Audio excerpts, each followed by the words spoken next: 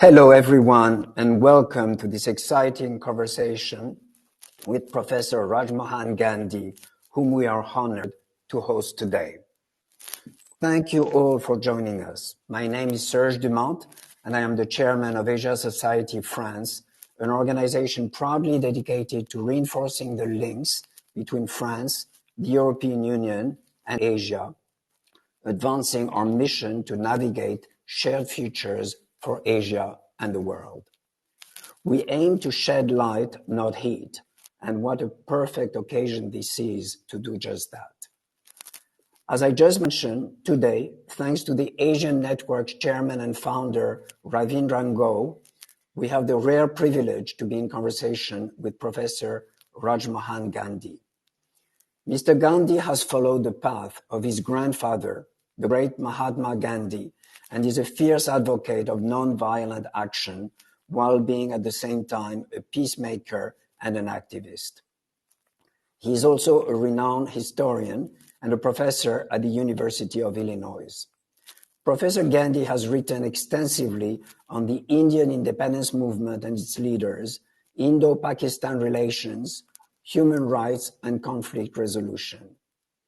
He is the former president of Initiatives of Change International, a global movement of people working together to build trust across the world's divides, and has also initiated Himmat, a blog space for what must be said. We are thrilled to have him here with us to deep dive into one of the most interesting places in the world, India. Ravindra. Hi everyone, and warm welcome. As Serge mentioned, we are deeply honored and privileged to receive Professor Rajmohan Gandhi, but also to start our first conversation series with Asia Society France. I would like to thank all our participants today. The Asia Network is a digital community of thought, business, and young leaders.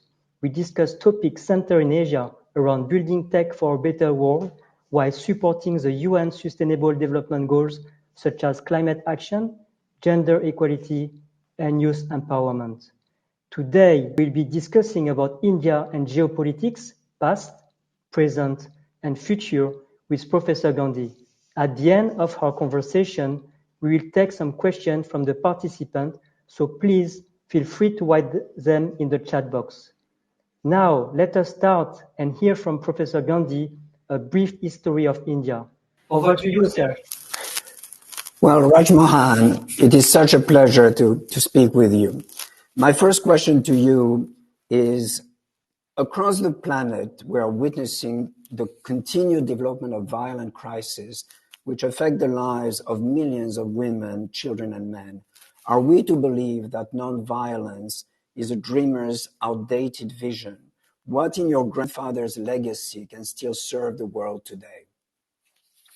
Thank you, Serge, and thank you, Ravindra.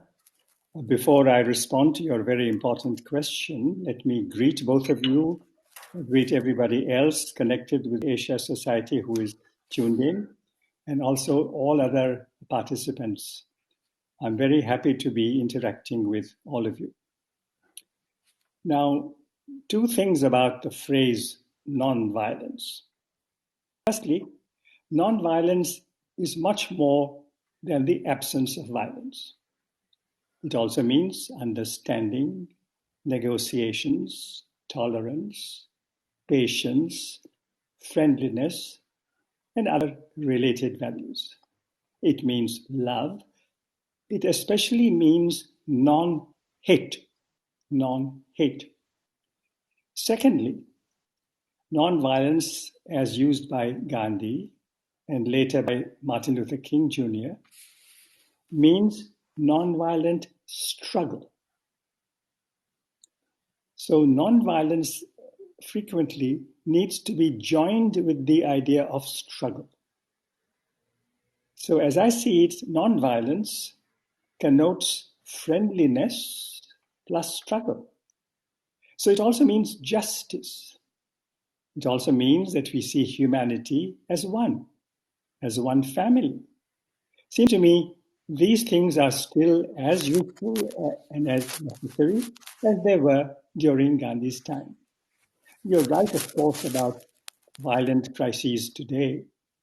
They continue, sometimes they expand. But I think this makes justice-based reconciliation all the more necessary. Moreover, when did Gandhi's nonviolence make its impact on the world? In the first half of the 20th century.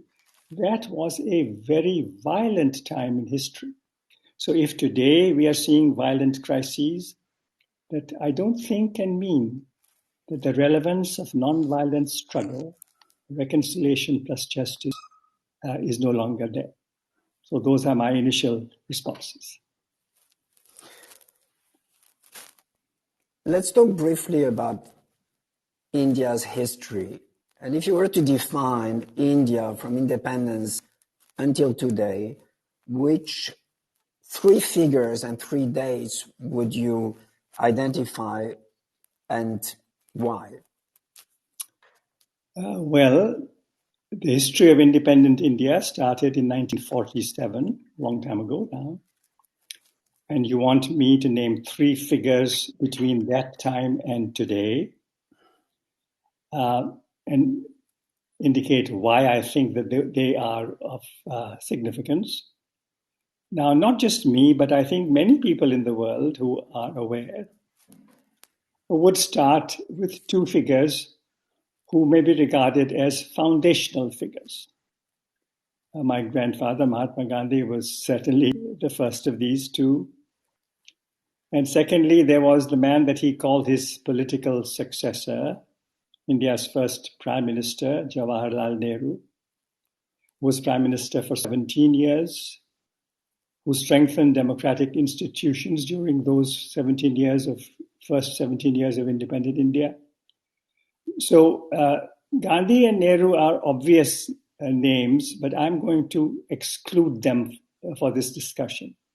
These are obvious names, but I'm going to name three remarkable individuals for the mark that they made and the influence that they commanded and still continue to command. So the first man I'm going to mention, many of you will have heard of him, but maybe some have not. Dr. Bhimrao Ambedkar, born into the ranks of the untouchables, people who were kept out of Indian society for centuries. This person, Dr. Ambedkar, became the chief architect of the Indian Constitution, which was composed between 1946 and 1949. So what happened? A former untouchable drew up the rule book for governing India. What a good piece of history. Dr. Ambedkar made another remarkable mark in 1956 when he publicly said that he was leaving the Hindu fold because of continuing injustices in Hindu society. In 1956, along with hundreds of thousands of his followers, he publicly embraced Buddhism. Dr. Ambedkar made a remarkable impact and continues to make a remarkable impact on India. Now, the second person I'm going to name, Indira Gandhi, the daughter of Nehru, but more than that, Prime Minister of India from 1966 to 1977, and again from 1980 to 1984. A woman leading the world's largest democracy for a total of 17 years, that is a big story. It was a big story then, it remains a big story today. Now, in 1975, 1977, during that period, for 2 months, she imposed, for 20 months, she imposed this emergency. Now, that was not a wonderful thing. I had the privilege, along with many others, of opposing this emergency, which lasted for 20 months. But that was only part of Indira Gandhi's story. Before that, in 1971, She had played an important and courageous role in the emergence of Bangladesh in the teeth of opposition by China and by Nixon, the president of the US at the time. So Indira Gandhi, a woman, a daring woman, a leader year after year of many millions, that's quite a story.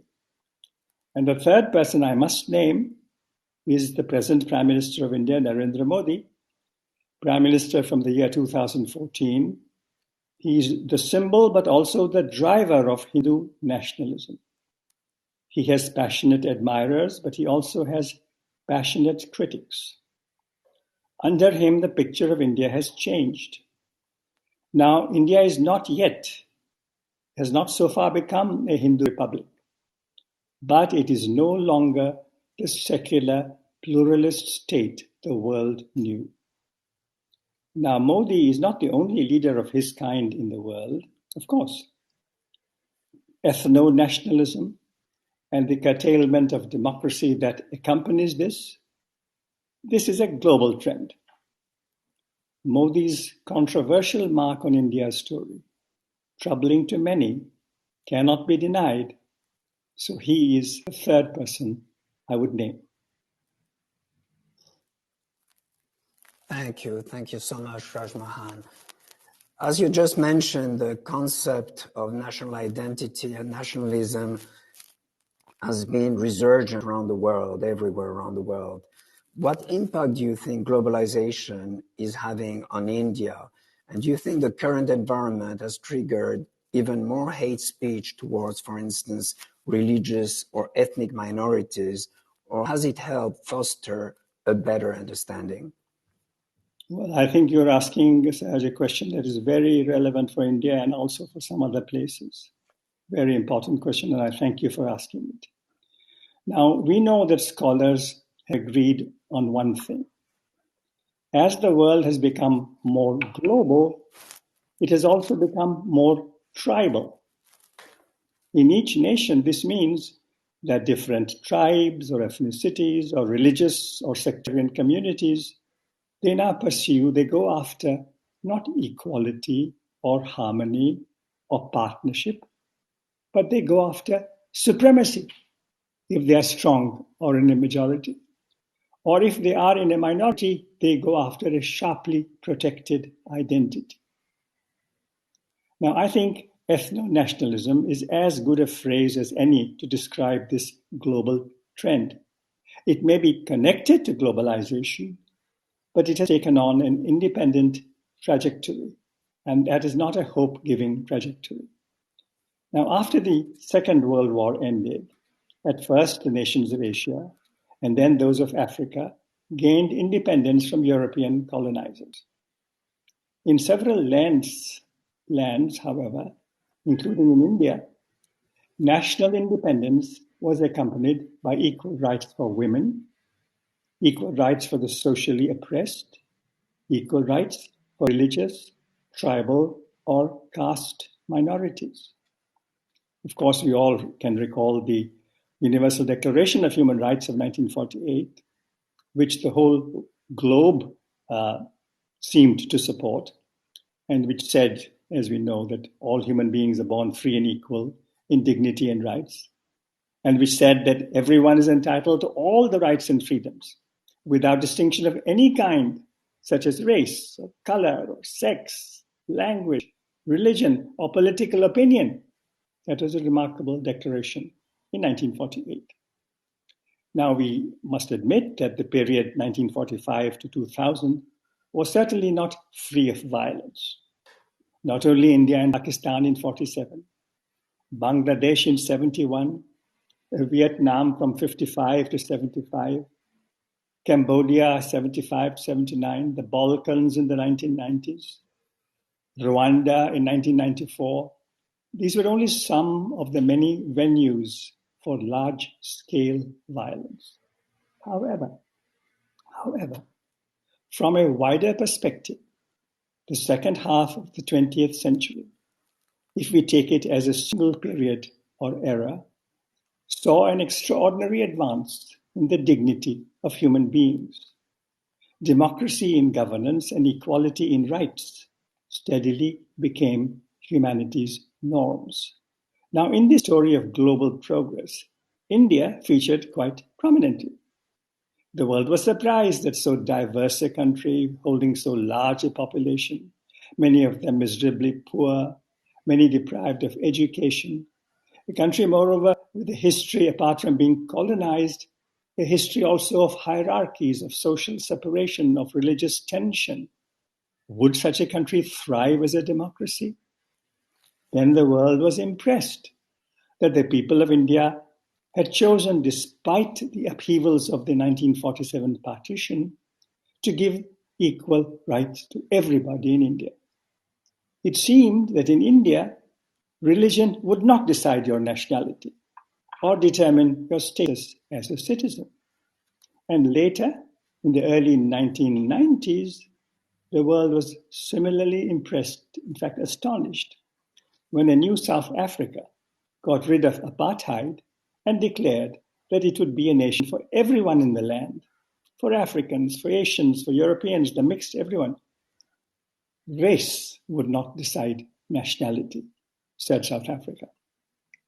Meanwhile, Europe was becoming one, suggesting that at least on one fortunate continent of the world, national boundaries would no longer hinder travel or work. Then in 2008, we may recall, 8 years after the start of our present century, another hopeful note was sounded when a black man was elected as the US president. However, after all these positive signs, a troubling global tide quickly became apparent in this century. In many places, supremacy appeared as a rallying cry, challenging equality. Supremacy within countries for portions that call themselves more rightful, more authentic, more legitimate than their compatriots. Now, suddenly, in the world's most influential country, the slogan, "America belongs to the whites," began to compete with the inclusive dream that individuals like Abraham Lincoln, Martin Luther King had articulated. India, too, has faced this current. India is the land of the Hindus, people declare. Others may be accepted or tolerated or not tolerated, but they are in a lower category and the Hindus are in the top category. I'm afraid in India, hate speech has multiplied and the state often gives the impression of condoning hate speech.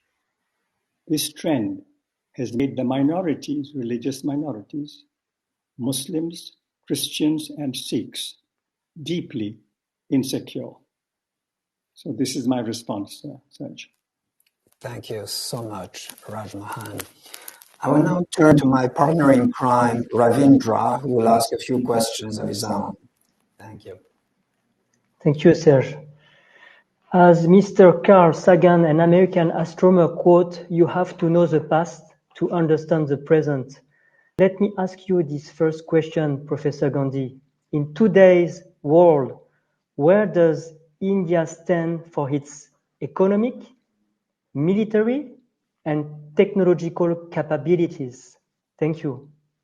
Well, that's quite a formidable question. Now, as far as comparative capabilities go in the economic or military or technological spheres, I'm only a general observer, not someone who has measured in precise euro figures or dollar figures the economy, or in destructive power, the military, or in speed technology.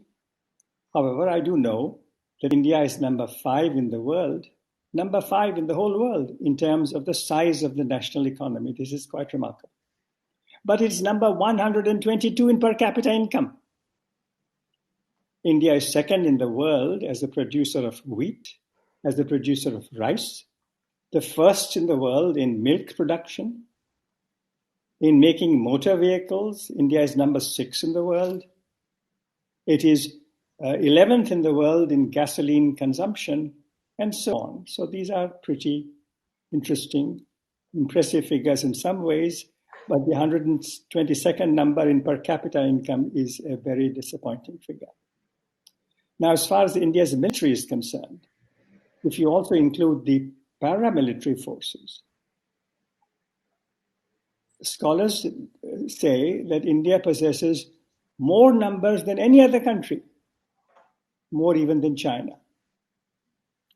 However, India's defense forces rely heavily on imports for weapons, for vehicles, whether they are vehicles in the air, on the seas, or on the ground.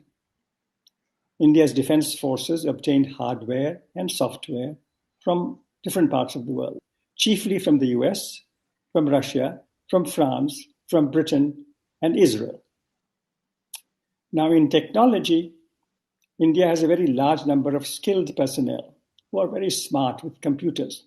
However, India does not manufacture computer chips. The picture is impressive from some angles, disappointing from other angles. Ravi, so that is my response. Thank you, Professor Gandhi.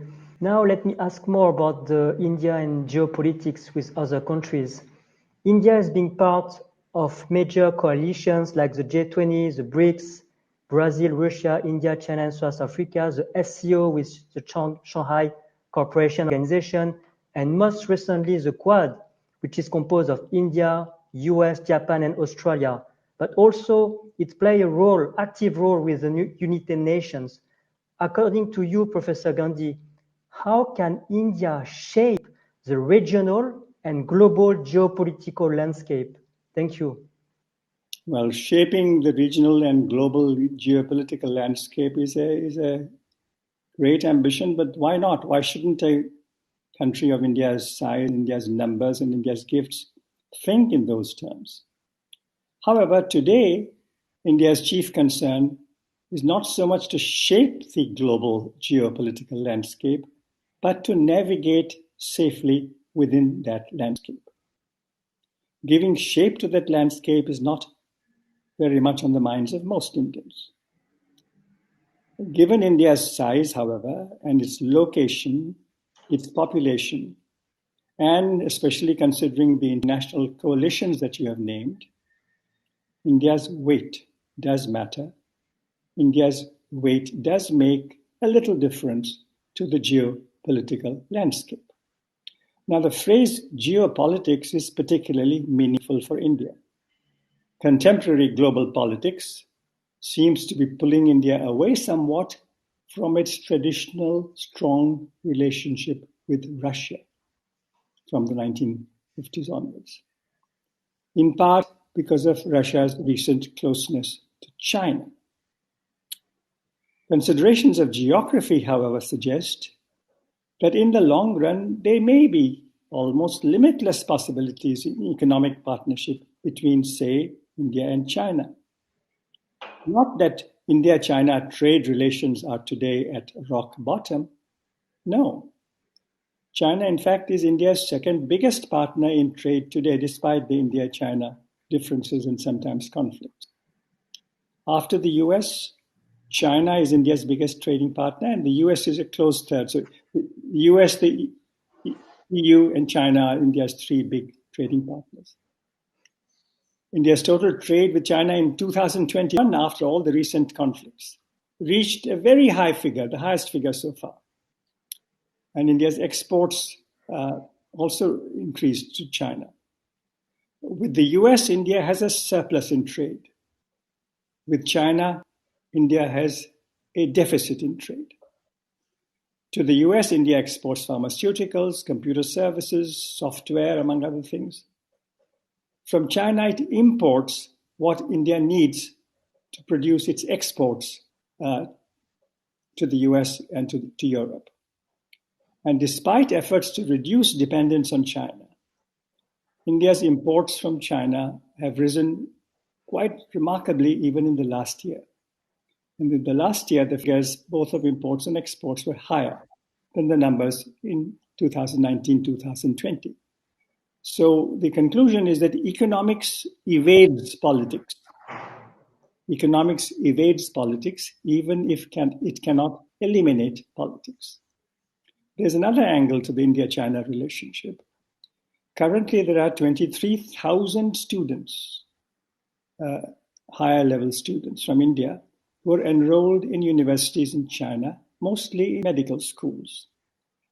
At the moment, they are back in India because of COVID. They're hoping to return to their studies in China. This is also true, of course, of tens of thousands of students from other parts of Asia and the world. Now, serious fighting took place in the last 2-3 years in the high altitude areas of Ladakh, where India, China, and Pakistan meet. And this fighting has heightened tensions. It has also sharpened divides. And this conflict may affect international alignments. However, there is the pull of economics, and there's a pull of complementary economics, and those pulls do not quite go away. Now, you mentioned the Quad, the US, Australia, Japan, India. Correct. It is a significant new development. It should not be minimized. But how much of the strength of the Quad is natural, how much of it is mechanical, is not so easy to say. If we look at the physical distances between the Quad countries, US, Japan, Australia, India, the distances are formidable. Given this geography, can the Quad cancel the gravitational pull of Europe and Asia, of Eurasia? It's a very interesting question. I don't want to make predictions, but we should recognize that there are these, you might say, conflicting pulls. Take the latest situation in the Ukraine, for instance. On Ukraine, India has carefully separated itself from the positions of its Quad partners, the US and Australia. Then there is history. We referred to it briefly. Now, so far, world history has created close links between Europe and an individual Asian country. But world history so far has discouraged close links between Asian neighbors. A missing part of geopolitics in Asia is the absence of good relations between neighbors. You can go from the west of Asia to the east of Asia. It's the same story.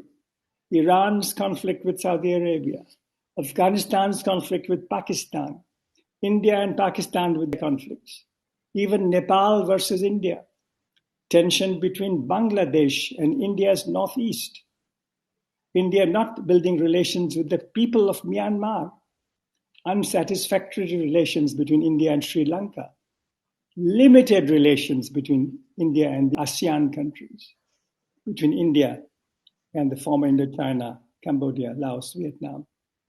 I don't need to speak of China-Japan relations. So this is my broad overview of geopolitics there. Thank you, Professor Gandhi, for sharing today's current situation in India and its foreign relation. Now we will hear from India Destiny and Future.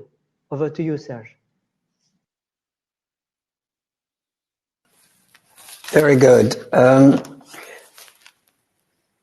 We want to leave as much time as possible to our audience to ask questions. So the final question from me, before turning to them, is this one. As the CEO of Asia Society, Prime Minister Kevin Rudd, and many others with him have put it, we have entered a decade of living dangerously, with tensions and confrontations and possibly imminent military conflicts. India is not immune, unfortunately. As an heir to the Mahatma and a peace activist yourself, what do you think it will take to save peace? Well, Serge, that is a very major question. And I hope that your question includes not just the need to, but the need to save democracy and equal rights. Indeed. And I would say, you ask for one word, one phrase that may be important in my assessment. And the phrase I think of is perspective. Perspective. But perspective from a tower, from where we can see a lot, see great distances. But this tower must rest on foundations of courage, of faith, and of mutual respect.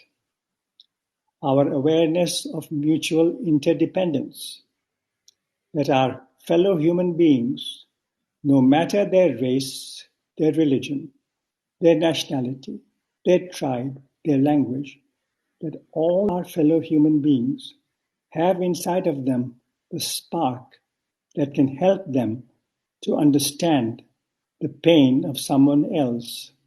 So these are the foundations on which I want to have a perspective to address and face, and if possible, change the current situation. Thank you. I think Rajmohan, Ravindra, I'm sorry, you want to ask a question, don't you? Sure, thanks, Serge. I think we will let also the participants write some questions in the Q&A session. So I also want to ask you a final question, Professor Gandhi, and I'm sure that all of us are concerned. What are your thoughts concerning climate change and India for the next generations? Thank you.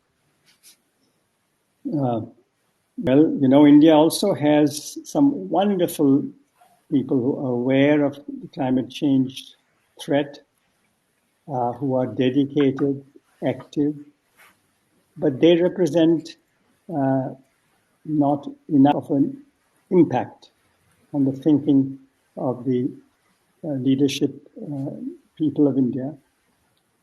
And I think India needs to understand that it must address climate change, global warming, environment, not just because the world and the planet is in danger, but because India's pollution, India's carbon affects India.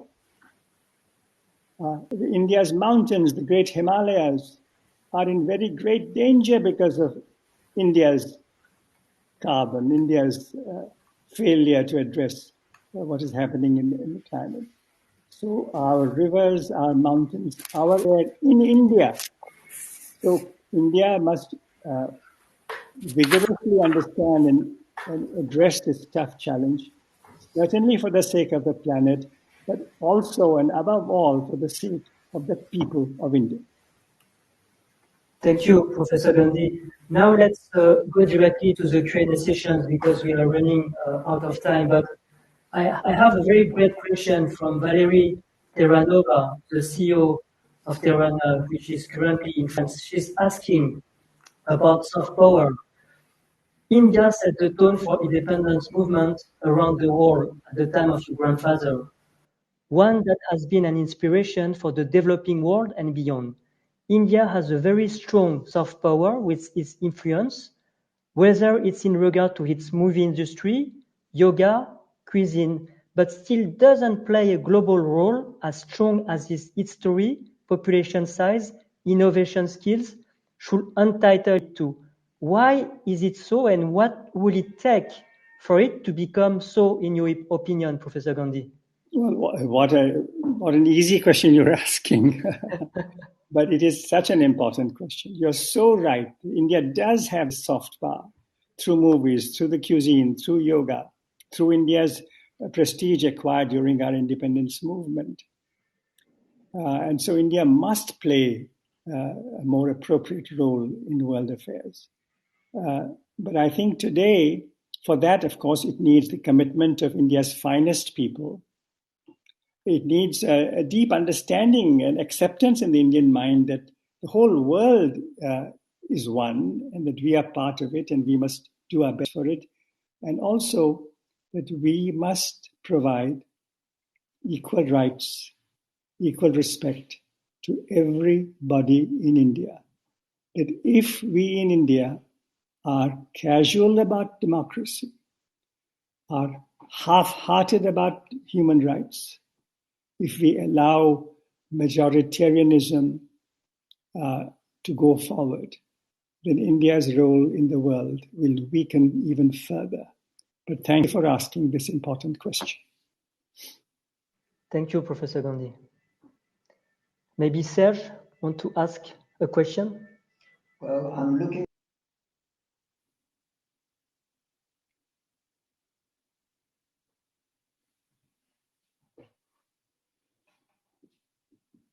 Sorry, I did not hear you. I don't hear you. I'm sorry, I had muted myself because there is a police car outside, apparently. So there is a question from the audience from Karen Lean. Is there a humane role for technology to play in preventing or mitigating violence and human rights violations? Well, it is quite a commentary that we human beings with all our gifts now want some technology to solve our problems. Well, I think it is an admirable question. It shows really how inadequate our interpersonal relations have become, how inadequate the relations between the races, nationalities, religious communities of the world have become. That we now hope that some technological solution, incidentally, some recent technological advances like WhatsApp and other instant messages.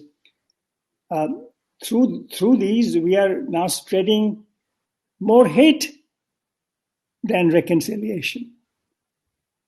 I'm sure that technology can also be used for great creative purposes. I like the question because it shows an anxiety to find a solution. But I would venture to suggest that in addition to technology, we should look at the unexplored, untapped human resources of wisdom, reflection, compassion. Thank you, Professor Gandhi. I also have a great question from Mark Chan, who is a composer, artist, and writer. He asks you this question. In the words of the Mahatma himself, if you want real peace in the world, start with children. How does we start real dialogue and conversation with the disillusioned children of the world?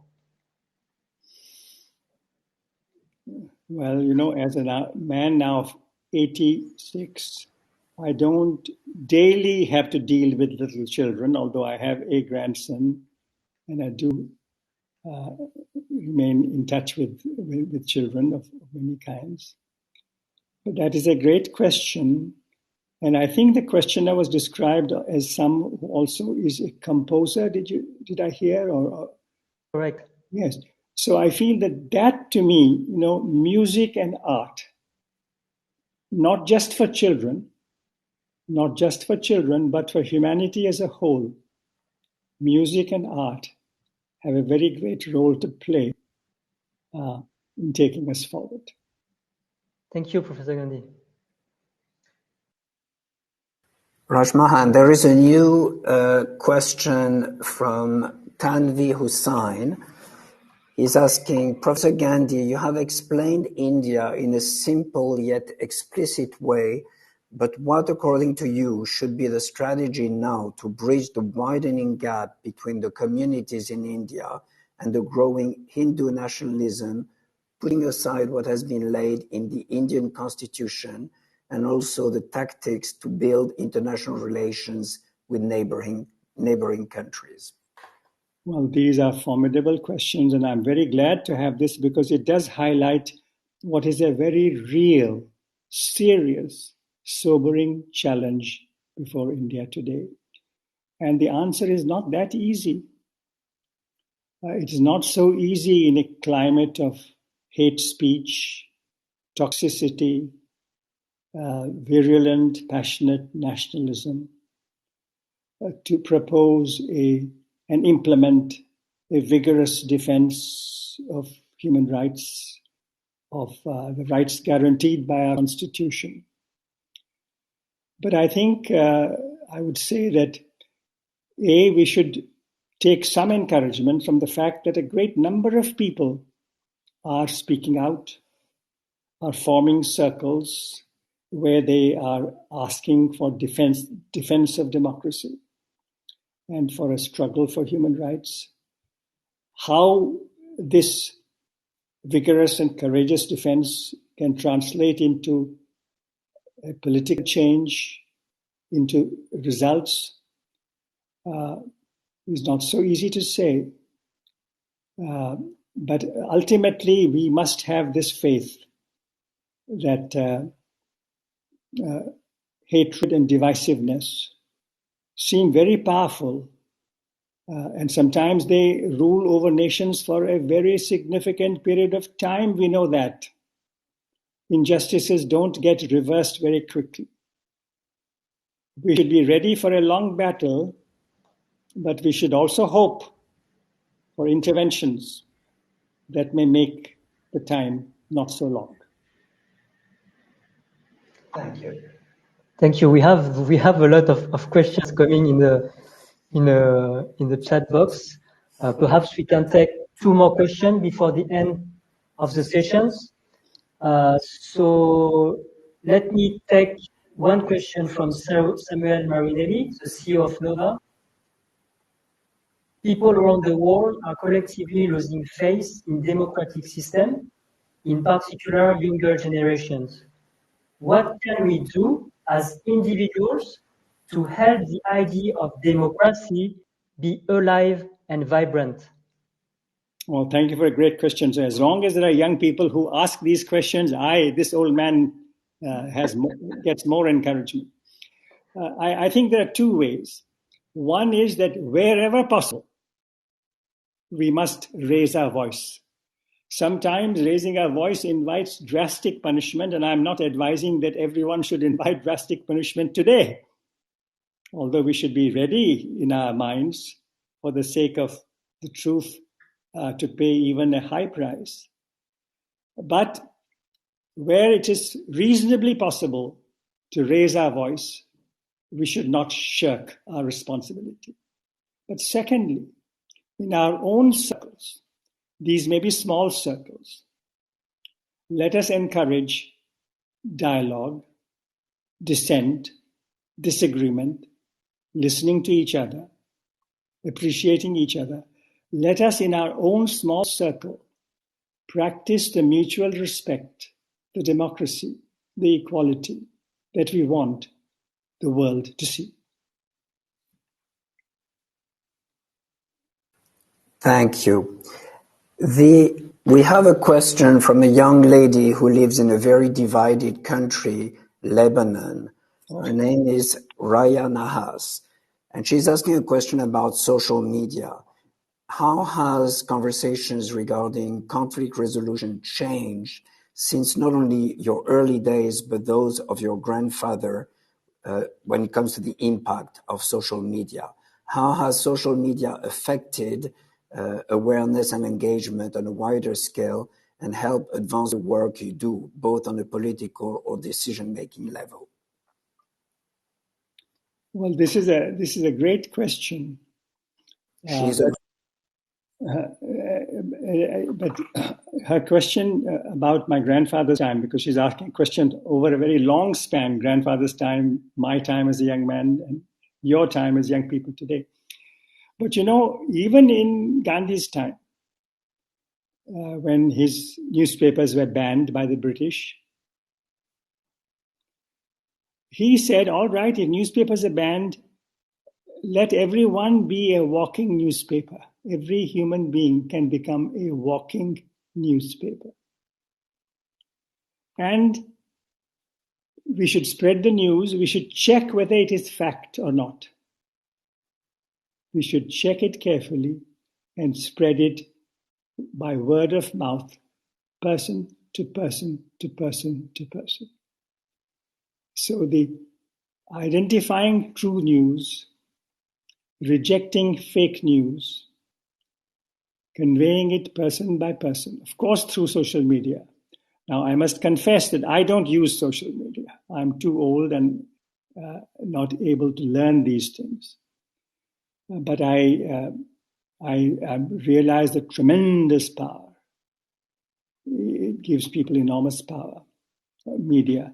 But I think that we should not become afraid of the power that sometimes negative ideas have through social media. Yes, that is a reality. But I think let us return to our confidence that justice and truth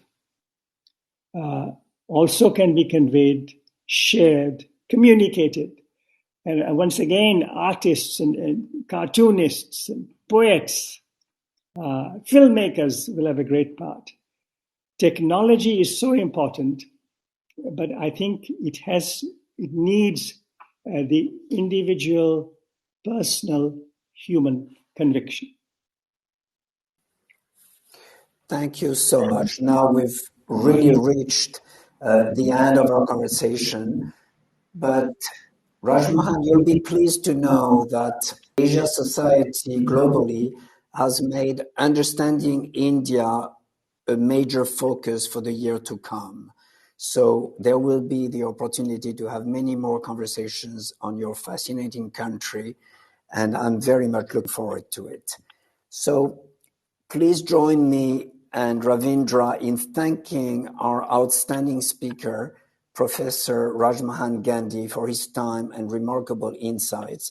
It was truly an honor having you, Professor Gandhi.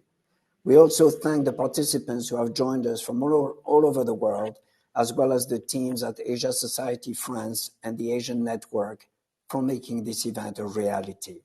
Thank you very much. Thank you, Serge. I'm grateful and thankful for having this engaging conversation with you, Professor Rajmohan Gandhi.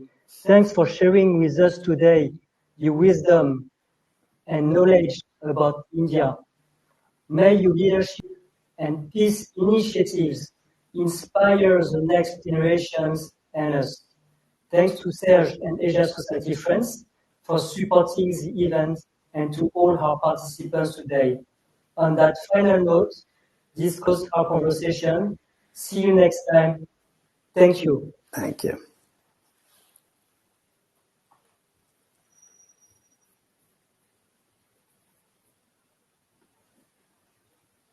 Goodbye. Bye.